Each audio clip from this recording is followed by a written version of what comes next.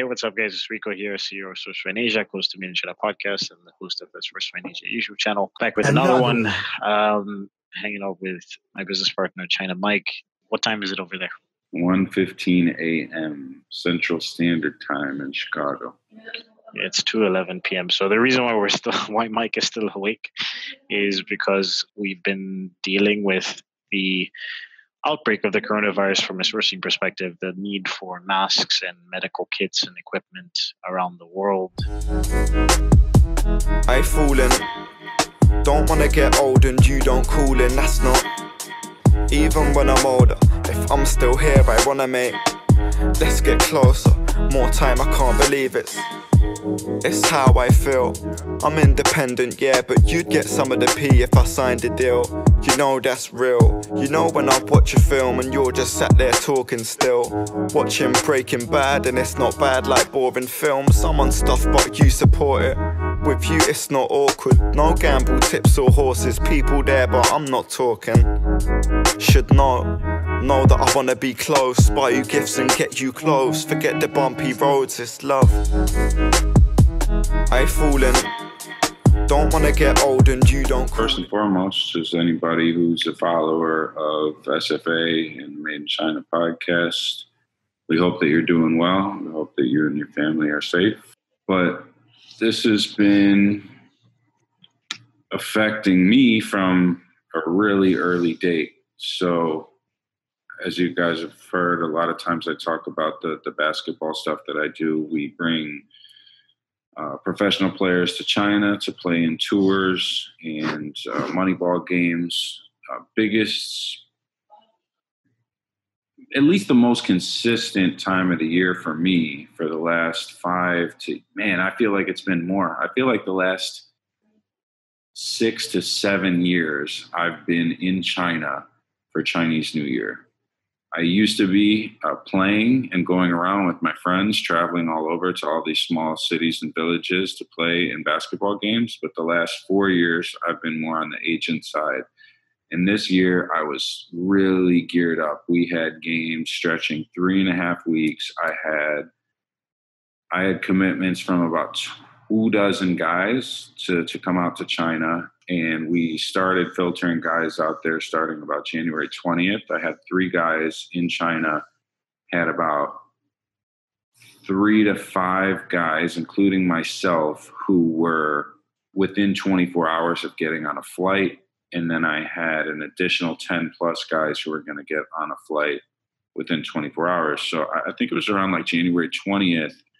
We started to hear rumors of like, hey, there's something going on in Wuhan. Like there's this pneumonia. People are all getting sick. And then every day we were getting news. Every day it was getting a little bit more serious.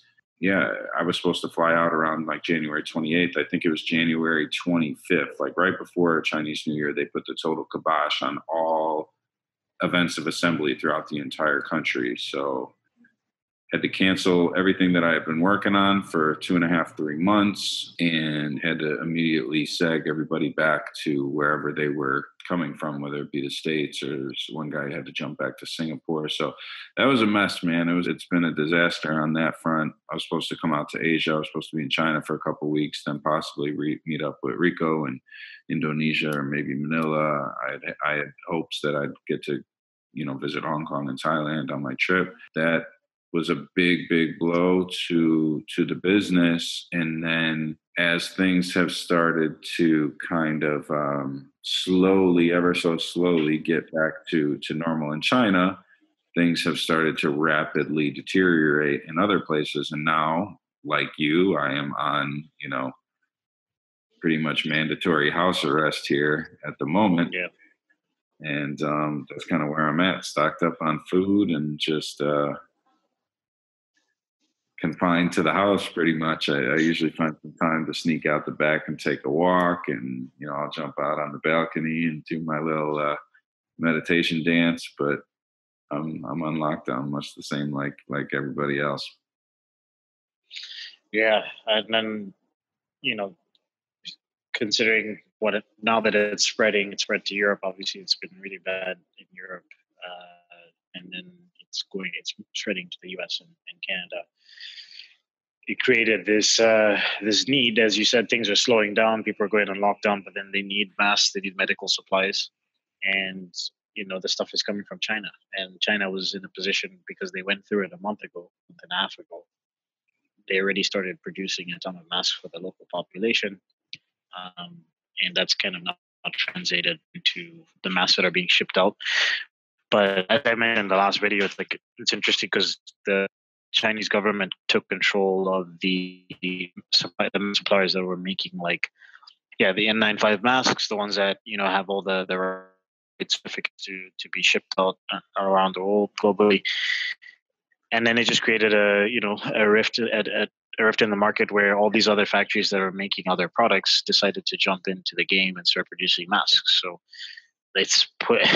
and then all of a sudden we start getting inquiries about masks being needed from China. And the first inquiry that we got personally, I mean, I know Mike was talking to some people as well around the same time, but the first inquiry that we got was for 25,000 units to Europe, which in any regular situation, 25,000 units is a pretty decent sized order for most products.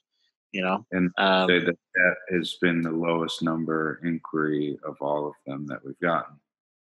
Yeah, it's such an unusual situation. Like I was sending Mike a voice message on WhatsApp. I was typing the order details on Slack for medical equipment with this new inquiry that we got, and when I was talking about what the client actually wants to order, like the quantities and the sort of requirements, it was like he wants any or all of these products, any or all the quantities that the factories have. I was like, I've never typed it. I caught myself mid-message being like, they don't care how much you have, they'll buy everything. I've never been in that situation before. Like, it's crazy. There's a insane demand for these products all over the entire world, and many places, everywhere pretty much, especially here in the US, there's just a mass shortage. People in hospitals and necessity industries are putting the word out that they need these products desperately. So you have buyers for those agencies as well as brokers trying to fulfill these orders. And yeah, it's been nuts, man. It's been, we'll get into the China aspect of this whole situation in a second, but from a buyer standpoint, I've never been in a situation like this where we've been getting so many inquiries in such a short amount of time. And the same person who is giving you the information about one order will he's getting a message from somebody else, and then he updates it in the conversation with us. Hey, I just got this other order for 10 times the amount, but we need them in the USA right now, ready to go, or we need them ready to ship tomorrow. Like, these just completely unreasonable requests are coming out of everywhere at all times. And it's overwhelming, man. It really is. I can't tell you how emotionally, I'm sure for everybody, this whole situation's kind of been like a roller coaster, but then throwing this aspect of what we're doing into the mix has been nuts. And it's just, I've slept, but I really haven't slept that much. And I just feel like completely awake almost all hours of the day. And it's been really wild. Yeah, no, I slept probably 8 hours in the last 3 days, Yeah. Maybe a little bit more, a little bit less. I tried to sneak in a couple of naps. The thing is, I'm not a good nap person. Like, if I go to sleep, I end up wanting to sleep for 3 hours, so I can't really do that. Just been drinking coffee and meditating and trying to stay up. The other thing about this is, like you were saying, going back to like the need of not just the quantities and how many inquiries, but it's the immediate thing of we need them in the next 24 hours, or we need them in 3 days. It's like, for us, there's the risk aspect of the quantities are very attractive, but we have to do our due diligence on these factories and make sure that the product can actually be shipped to the US and all this stuff. And typically that due diligence that we do would take 2 weeks to accomplish, but now they're trying to condense the due diligence and research into 24 hours. And the willingness of people to engaging with us is one thing. At least we have a bit of a presence online. We have the ability to jump on a Zoom call with someone and break something down, maybe a little bit more elegantly than a Chinese supplier would. But I mean, there's people just confirming these details in a couple phone calls and shipping and sending a lot of money Yeah, across the world in hopes that this stuff is just going to be ready to go and exactly what they want. The panic buying that you've seen with consumers in some countries, especially America, is definitely extending to this as well. the toilet paper, all the toilet paper. That's how it feels, right? Uh, That's been a big part of what we're trying to do is we're trying to, I guess, like set up some guidelines or just ease people's expectations a little bit and kind of bring the reality of sourcing into the mix.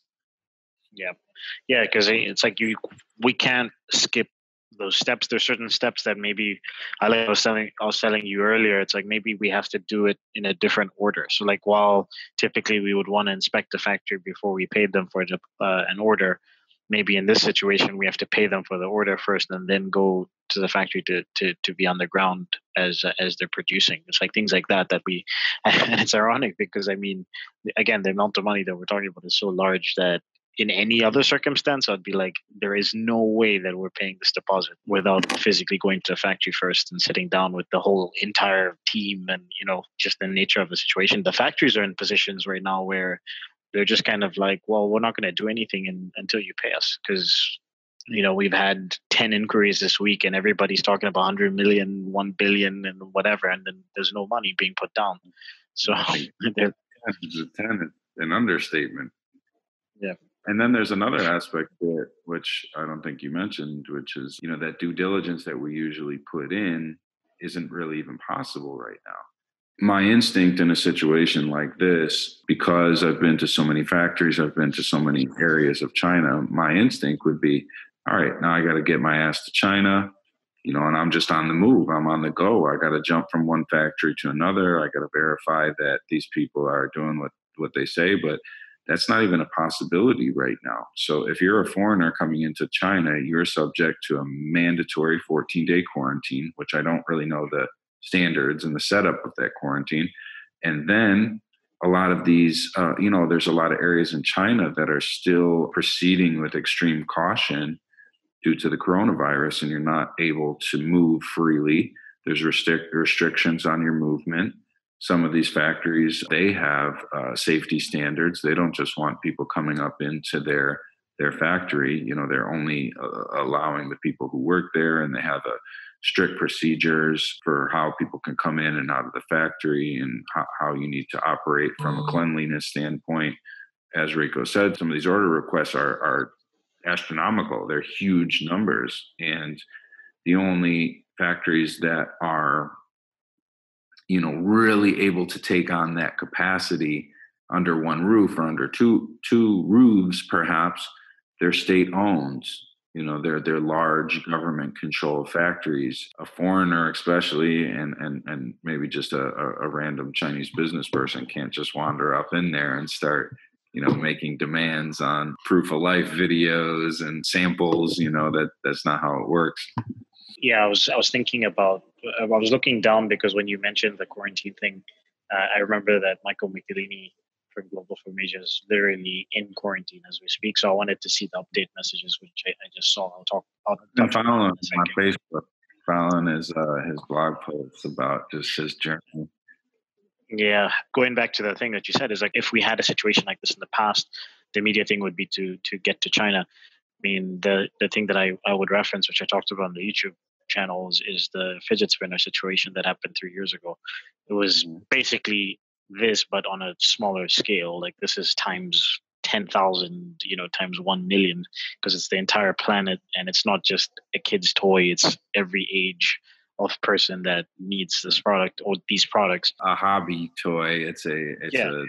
something that people's lives depend on. So I guess the ridiculousness of that situation was that we had this client who contacted us 1 month prior, said we're looking to buy fidget spinners, 10,000 units or whatever, and then disappeared. And then about a week before he shows up, he says, hey, we're actually looking for 300,000 fidget spinners, and I'm gonna be there in 5 days. Like, can you can you set up factory visits and all this stuff? That was also like all hands on deck. We need to get pricing, set up all these inspections and all this stuff in the space of 5 days. And then you flew out for that situation, and then we were with the client for like 2 days or 3 days, and we visit 10, 15 different factories in that time period, and then we get the deal done. And it was another one of those where we spent basically 48 hours awake going back and forth with the US and going back and forth with the client and the factory's making phone calls and putting multiple suppliers together, and where the sales agreement and wire transfers are being made at midnight, and so it was kind of like what's going on now, but just smaller quantities. But yeah, I mean, that was perfect because we could physically go ourselves, we could bring the employees, we could have discussions with our staff and the factories face to face, and that's just not even an option right now because of the virus. Another aspect too is because of all of this uncertainty and because of the fact that there's orders coming in from all angles, and you have people like Rico, you mentioned that, hey, whatever you have, at whatever quantity, I'll take it right now.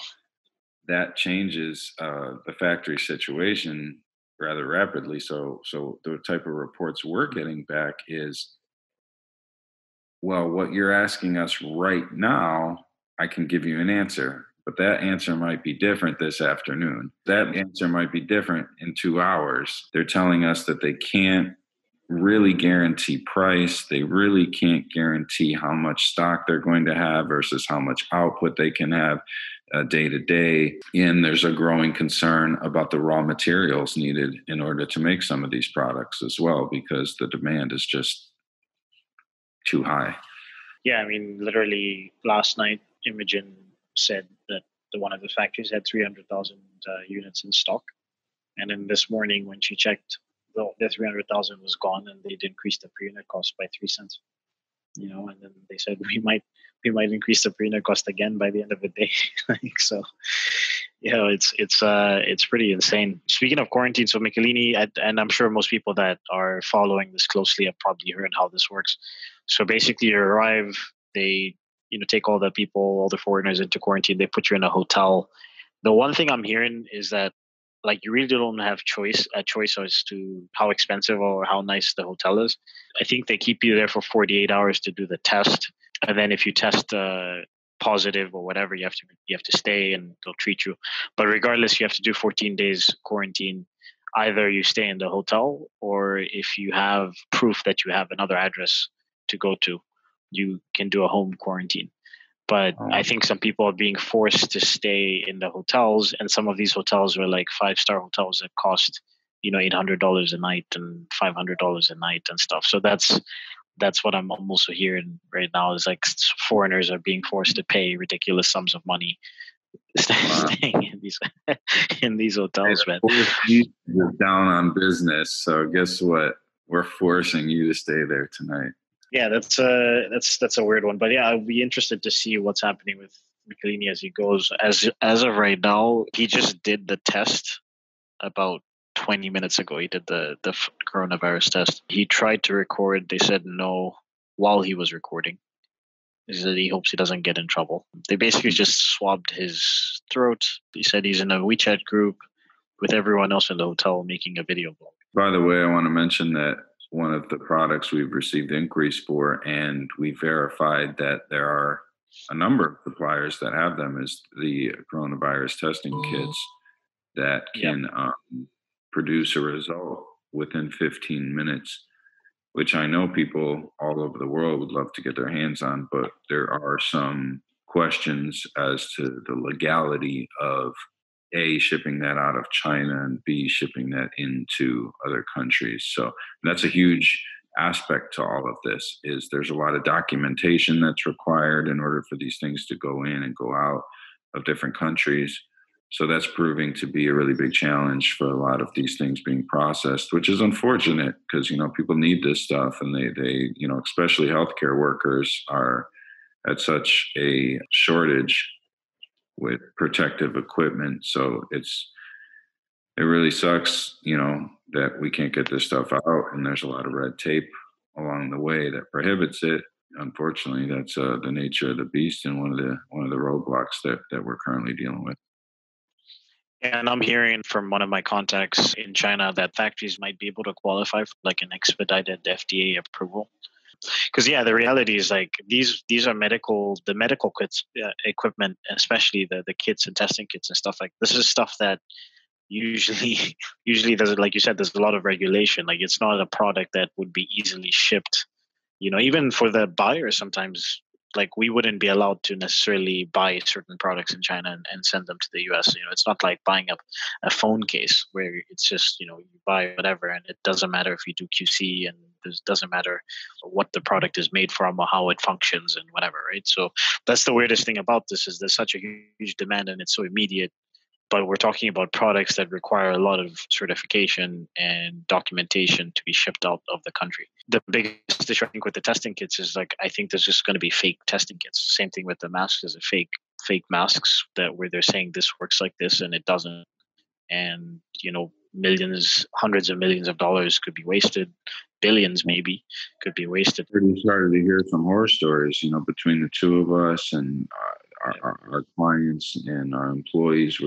We're talking to so many people day by day, and there's starting to be some horror stories passed around. Fake buyers, people who are scamming on the buying side, factories who are presenting themselves as being able to supply some of these products, but they're just operating under a front.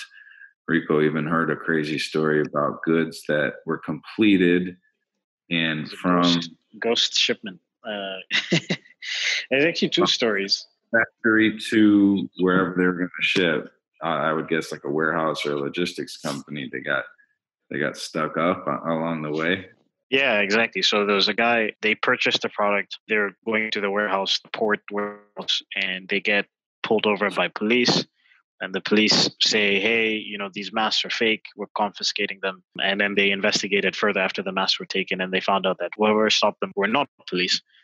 And they guessed that basically the trading company that they purchased the masks from stole the masks from them to resell them. So, you have to be really careful about who you're dealing with. And then on the other side of things, this guy was lucky because he didn't actually pay anything. He was a foreigner that doesn't live in China anymore, but has, Chinese contacts and stuff.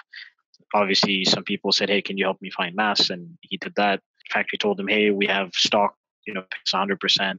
And luckily, he decided to just send somebody that he knew, Chinese friend of his, to go check out the facilities.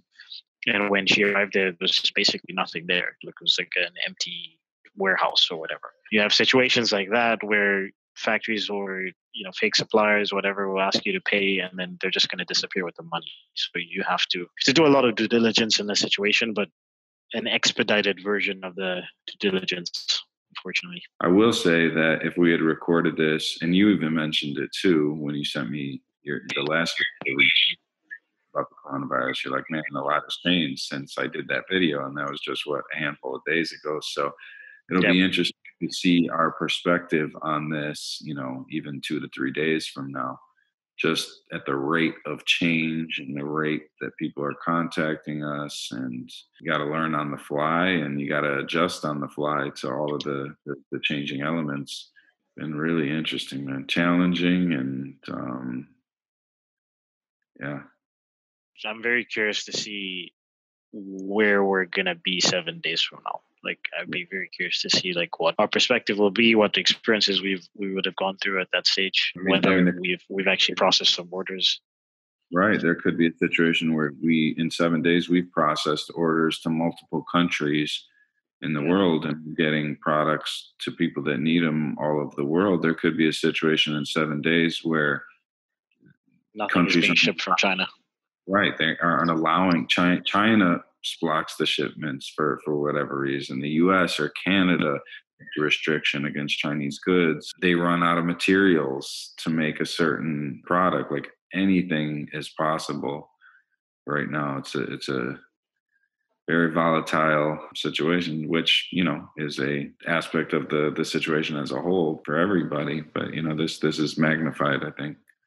What do you think is going to happen? You think in the future there'll be basically like banks of medical supplies around the world for situations like this, like as a contingency? I've seen a lot of articles on that. I read about South Korea. They were hit with a bad virus situation a few years back that they were really unprepared for. And that's one of the reasons why they've had the best response to the virus. And they've been testing so many people, and they haven't had to completely shut down. From what I've been reading, they haven't had to completely shut down society. They've been administering anywhere from 15, I've read, to as much as 30,000 tests a day. They've kept their death rate numbers extremely low, and they were far more prepared than a lot of countries. And yeah, I think that that's going to have to happen. There's a lot of talks I've seen from US government officials saying that, like, we need to nationalize this immediately in the same way that they did with certain businesses and certain industry during World War II when FDR put in the New Deal. It's hard to tell, but it would be surprising moving forward, very surprising to me, if it was still set up in the current state of things where one country has so much sway over the output and everything's been being ordered in this just-in-time fashion, because that system doesn't carry over too well when something like this breaks out. Yeah. Because it's like, even if they had the stock and it was all in China, it's like if China's going through the disease themselves, they can't really operate, which is what happened. China was basically shut down for an extra month. When it first happened at the end of January, early February, Chinese people were contacting me. Yeah, to get masks. Yeah, from outside of China. Yeah. I mean, people were shipping masks from here via DHL to China. Yeah. So guys, we'll keep you updated. I'm sure there's going to be a lot of developments by the end of the day today, and by the time we record another video. So good everybody out there with your situation. Hope your family's safe and get some sleep, Rico. I might just try and take a power nap, but the thing is, I don't want to sleep while the project management team is, like, as we speak. There's been some messages already in the I had to put Slack my phone channel. I heard it going off left and right, but it's 2 a.m. here, so I'm hoping to get at least a few hours in. All right, man. Have a good night, and I guess I'll see you in a few hours. All right. Take care. Guest list, are you still interested? Wrote no words down when I got questioned. Know that I've never been blessed with love. I ain't fooling. Don't wanna get old and you don't call in, that's not. Even when I'm older, if I'm still here, I wanna make. Let's get closer, more time, I can't believe it's